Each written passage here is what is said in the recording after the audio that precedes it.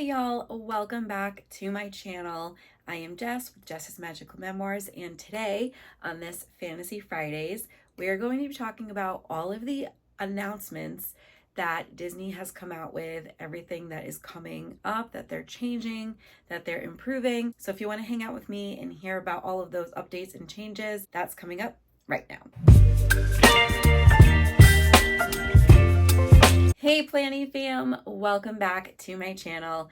And like I said, today we are going to be discussing all of the changes that are coming at Disney World parks within the next 6 months or so, and also a couple of random updates too. I really wanted to talk about this stuff with you guys because I feel like even though most of us probably are already keeping up with these, I'm sure there are quite a bit of you that are unaware of the changes, and I really want to talk about them because I'm really excited about all of the announcements that Disney has made and the improvements and trying to get things back to how they were pre-COVID. Very recently, Disney had announced a lot of things. Everyone's been talking about it, and I really wanted to get this video out ASAP to talk about it with you guys, my community as well. First topic, Genie Plus.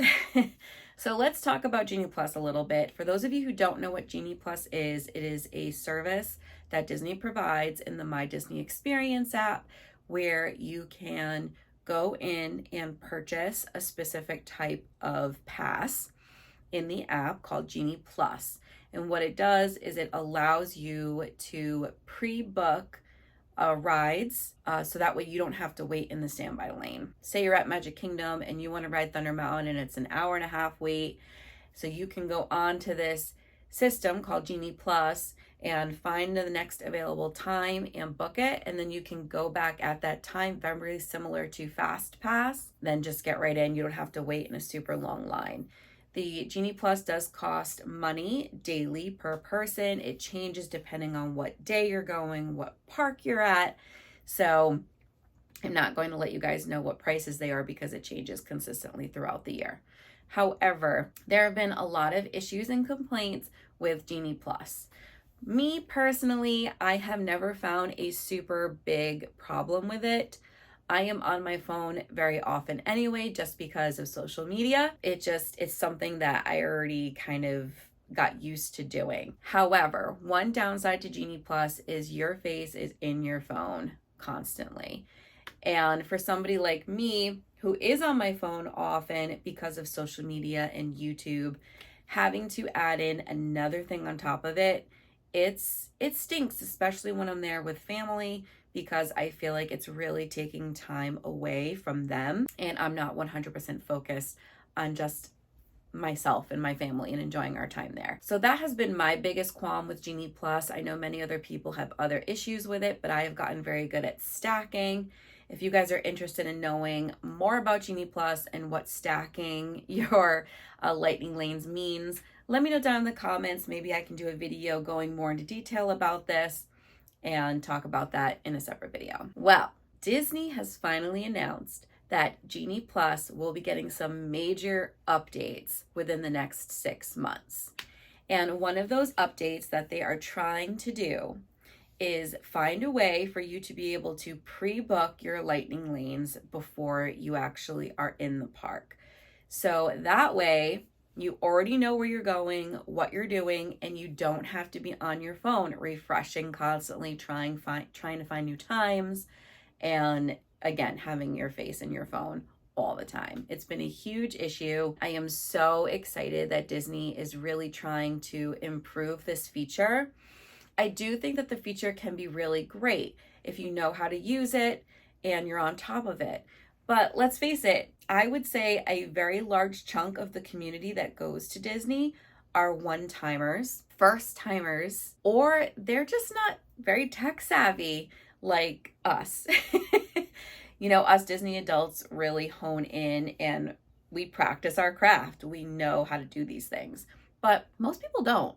And it's exhausting, even for me. So I am really happy that they are trying to improve this feature and make it more accommodating for everybody while you're in the parks. So let's get into some of the bigger announcements now that I'm really, really excited about. The very first one I want to talk about is Park Pass reservations. Y'all, these things have been a nightmare.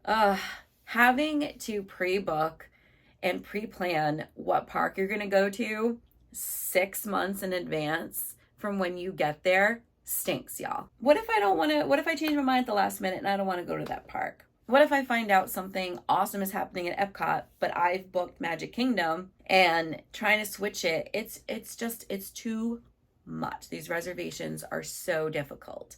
They have already gotten rid of them for after 2 p.m. for annual pass holders, which is amazing. Hopefully one day I will be one, but right now I am not. And having to pre-book and figure out in advance what parks we're going to, where we want to be at, it's a lot. So starting January 9th of 2024, as long as you have a theme park pass pre-booked, like paid for, like not going day of, you no longer have to book a park pass reservation.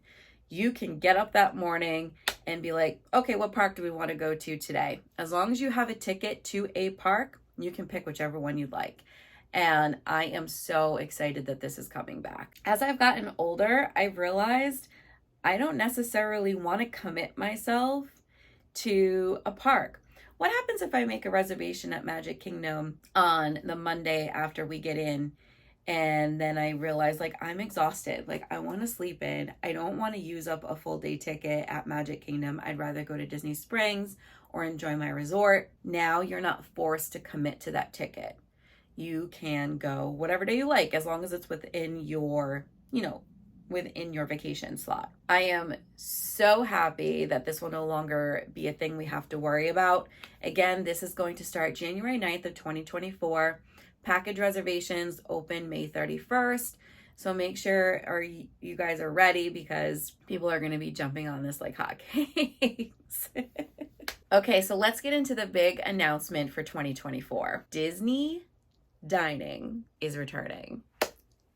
Y'all, it's a miracle. Us Disney community, Disney adults, people who have vacationed in the past, we love Disney dining plans. Love them. DDP is amazing. When they got rid of it and it just wasn't coming back and wasn't coming back and wasn't coming back, I was losing hope. Y'all, I'm going to be honest. I was like, they're never bringing this back. Disney dining plan is a thing of the past. Even though like on the signs in the parks, like you could see DDP was next to a certain item. And I just kept asking myself, why do they keep putting this here if they're clearly not bringing it back? Well, I was wrong. It's finally coming back. Same date as the Park Pass reservations will be a thing of the past, January 9th, 2024. But if you get on and book your 2024 vacations when they open on May 31st, you can add the Disney dining plan to those reservations. In the past, DDP had 3 different tiers. You had the quick service, you had the regular dining plan, and then you had the deluxe dining plan. Deluxe dining plan would no longer be a thing. And I think I'm confident in saying that this was probably the right move for Disney to make, just because deluxe dining plan was, one, wicked expensive, but more so than that, it was so much food, y'all. Who's gonna eat that much food? It literally was 3 full sit-down meals a day plus 2 snacks and your refillable mug. Like 3 sit-down meals a day. Y'all, I'm busy in the parks. I'm shopping. I'm riding rides. I'm hanging out with friends. Like I'm swimming in a pool. I'm not doing 3 sit-down meals a day. I wouldn't be able to move. I'd be so bloated. I think with the combination of the cost of that plan plus just the abundance of food you get that's just really not needed on a vacation like this, I think not bringing that tier back was probably a good move.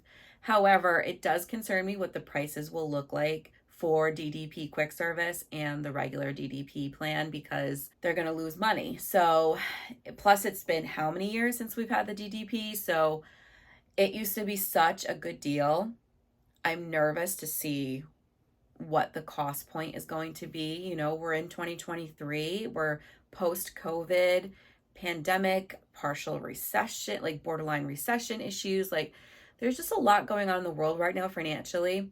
and everybody is hurting. So I am a little concerned on how high the new costs are going to be for the DDP. But as long as it still benefits, I'm buying it, because you guys, it is so worth it. Just the convenience factor alone in this is amazing. You know what I mean? Like, you basically buy your food ahead of time. You don't have to worry about buying it there. For someone with 4 kids, like, this is a really big deal for bigger families like myself. If you have 3 or more kids, hands down, do the dining plan, because it's not only going to save you money most likely in the long run, but it's also gonna free up so much frustration and stress on trying to like plan out where you're gonna go and things like that, and having to like have that money then when it's already rolled in. You know what I mean? It makes the Disney vacation more inclusive,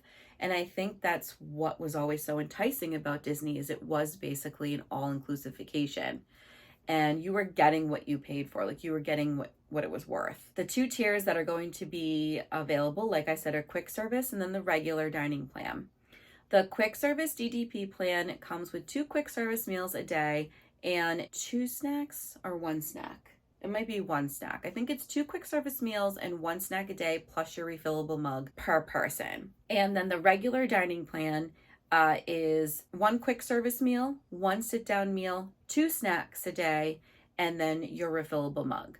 When we used to go in the past, when it was still available as a family of 4, we always did the regular dining plan. We loved doing the sit down meals with the kids. We also loved doing them as a couple. And you also got 2 snacks instead of 1 snack, which we love. We're huge foodies, and like being able to like grab random snacks throughout the day, having an extra one was great. As my kids have gotten older, and now that I have 4 kids, I'm not quite sure we will do that. Sitting down at a meal every day is a lot. It takes up a lot of time. My kids want to be out riding more rides now, whereas before, we didn't have to like worry about hitting all the rides. But my kids, your family changes as your kids get older and you get older, and really I'm just thinking about like riding the rides. So in the future, when we go back as a family, I might look into the quick service plan. Like I said, I believe it's 2 quick service meals a day plus 1 snack.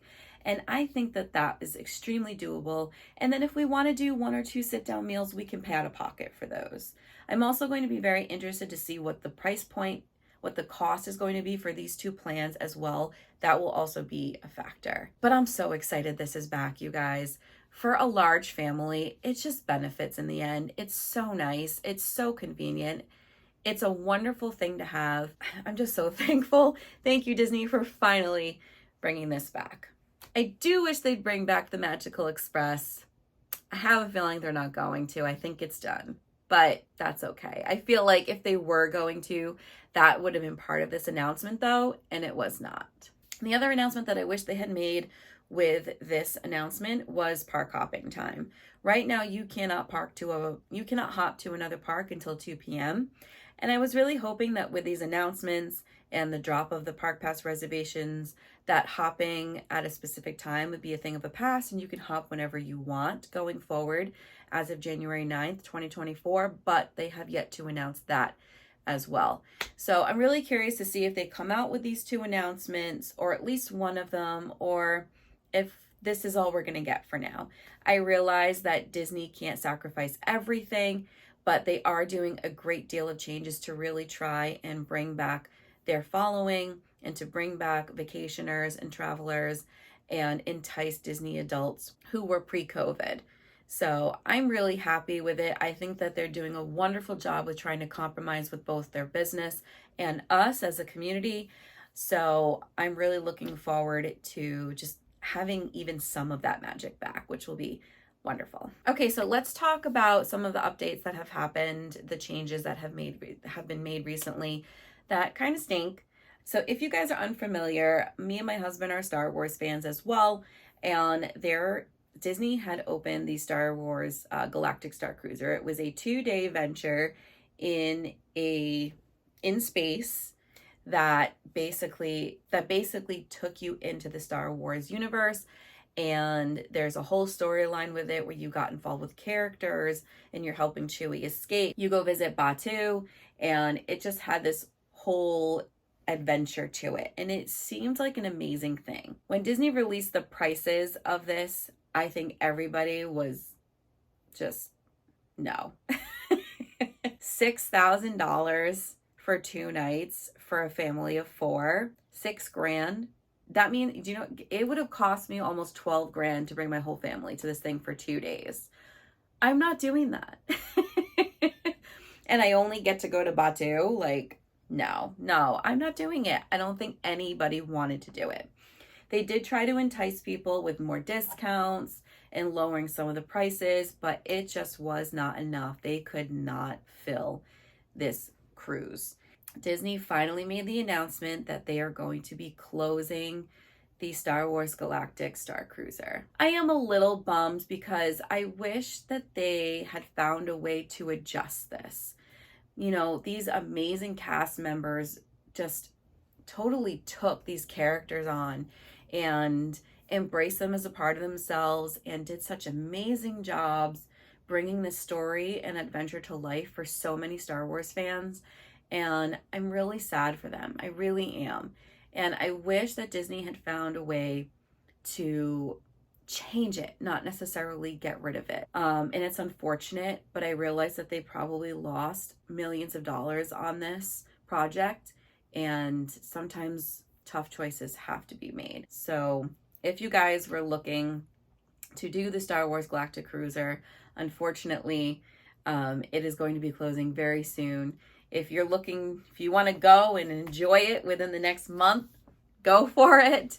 I will not be, but I just want to wish all of those cast members the best of luck, and hopefully Disney finds other amazing positions for them within the company because they were all amazing. The next announcement I want to talk about is super small and super silly, but I want to put it out there. If you guys like Kamal's fries at Animal Kingdom, please talk to me in the comments about this spicy ketchup that they recently got rid of. I don't know what's going on because they had gotten rid of it. They had replaced it with like a sriracha aioli.